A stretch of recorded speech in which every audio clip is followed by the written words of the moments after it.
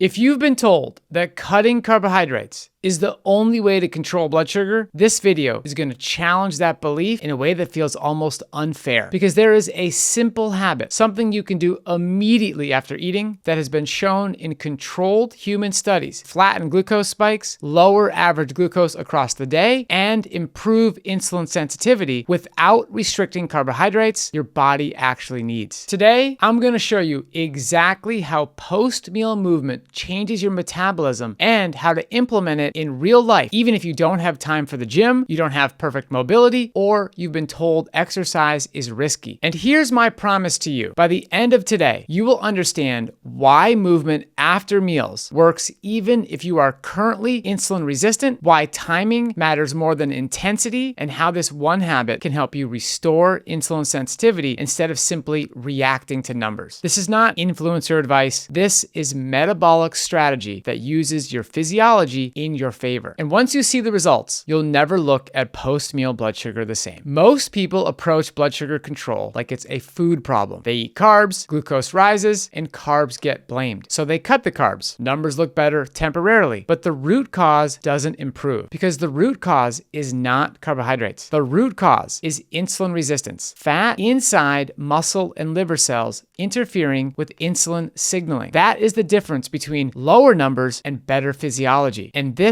is why post-meal movement is so powerful. It gives you a way to lower blood sugar in the moment while also supporting the long-term process of restoring insulin sensitivity. Let's make this simple. When you eat carbohydrates, glucose enters your bloodstream. Insulin's job is to move that glucose into muscle and liver cells so it can be used for energy. But when fat builds up inside those cells, especially intramyocellular fat inside muscle, insulin signaling becomes weak. The lock becomes jammed. The key still exists. It just doesn't work properly. That is insulin resistance, not carbohydrates. And here is the critical insight. Movement gives your body another pathway to move glucose into muscle even when insulin signaling is impaired. When your muscles contract, when you walk, climb stairs, do squats, or repeatedly raise your heels, your muscle fibers activate a pathway that pulls glucose into the cell without needing insulin to be the driver. This is where GLUT4 transporters come in. Muscle contraction tells GLUT4 to move to the surface of the muscle cell and begin pulling glucose out of the bloodstream. That means even if the insulin key is struggling, your muscles can still take glucose in. Think of it as opening a side door. The main door is insulin. The side door is muscle contraction. And the moment you begin moving after a meal, you open that side door while glucose is actively entering the bloodstream. That's why the timing matters so much. You're catching the spike before it becomes a problematic spike. Now, you must understand that timing matters more than intensity. This is where most people miss the point. They think they need to work out harder. They don't. They need to move at the right time because blood sugar is not a static number. It's a curve. And the goal is not to punish yourself with exercise. The goal is to flatten the curve by increasing glucose clearance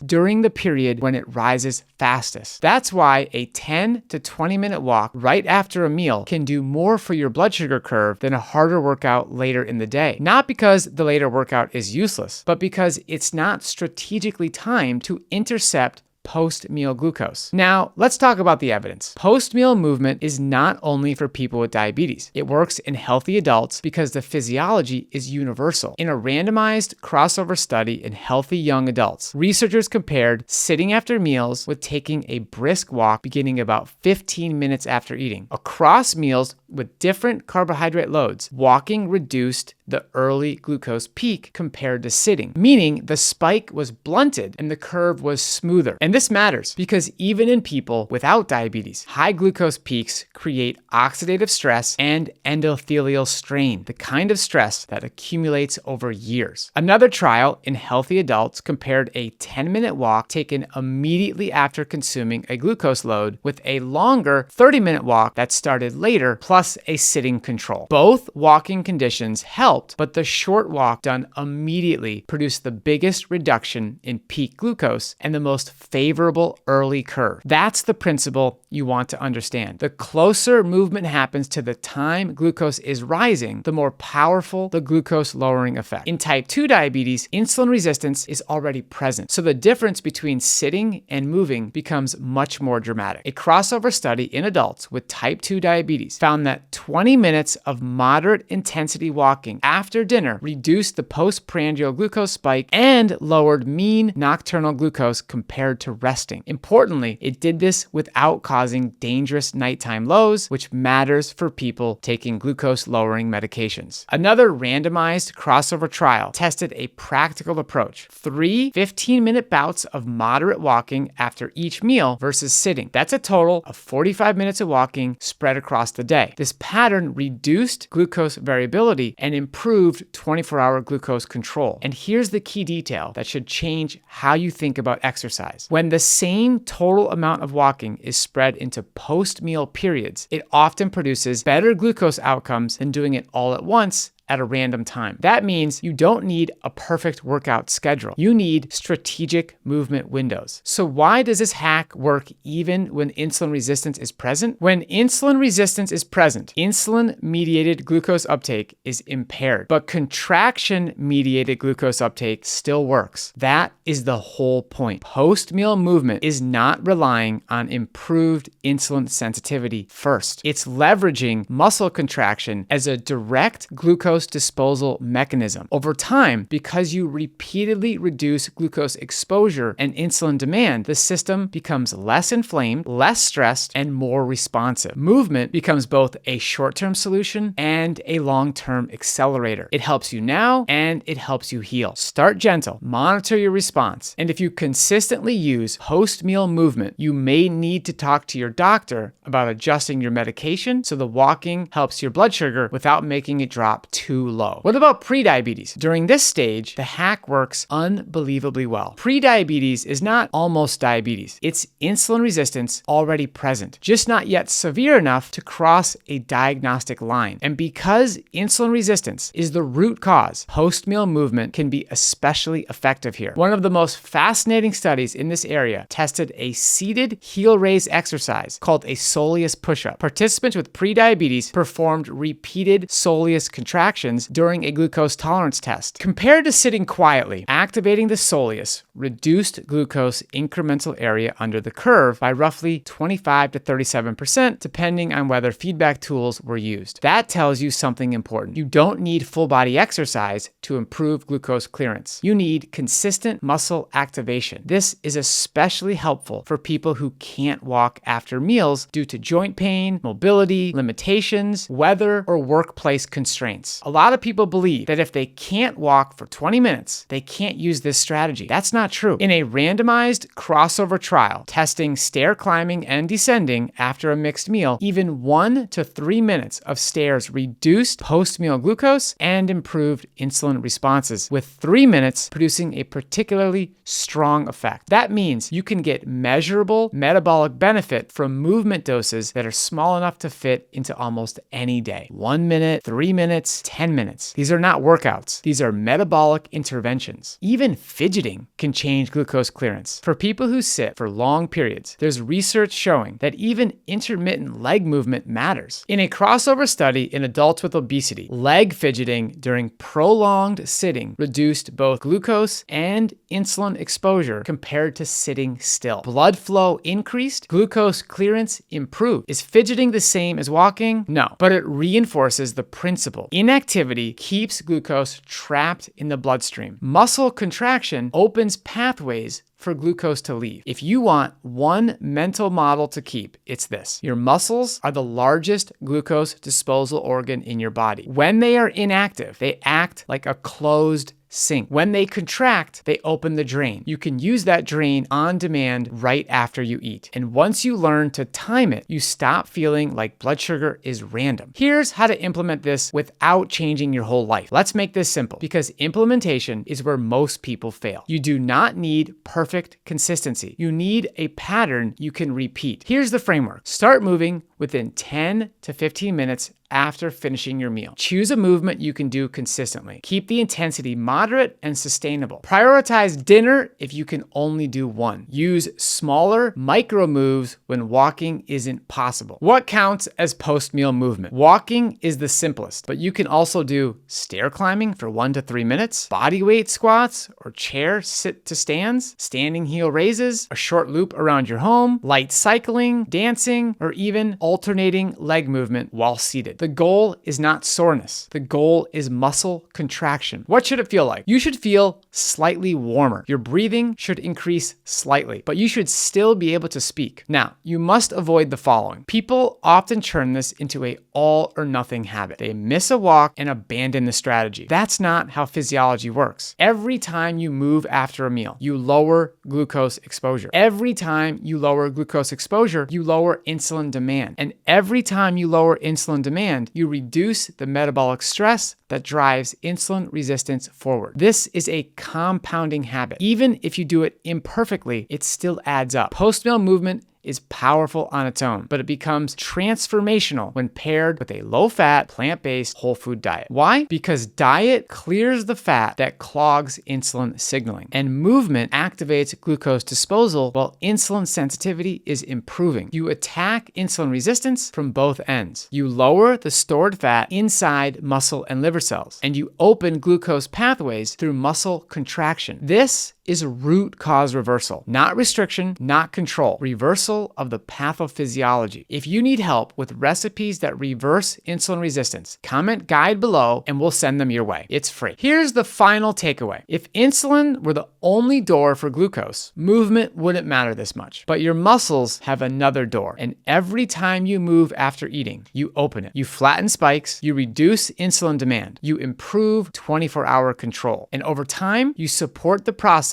of restoring insulin sensitivity so that the same meal becomes easier and easier to handle. That's the difference between reacting to blood sugar and rebuilding metabolic health. Again, if you want a free guide with low-fat, high-fiber meal plans designed to restore insulin sensitivity, comment guide below. This is what we teach inside the Mastering Diabetes coaching program. Not hacks, not fear, root cause reversal. If this video helped you, hit the like button, subscribe to our channel, and share it with someone ready to improve their blood sugar. Until next time, keep those carbs high and that A1C low.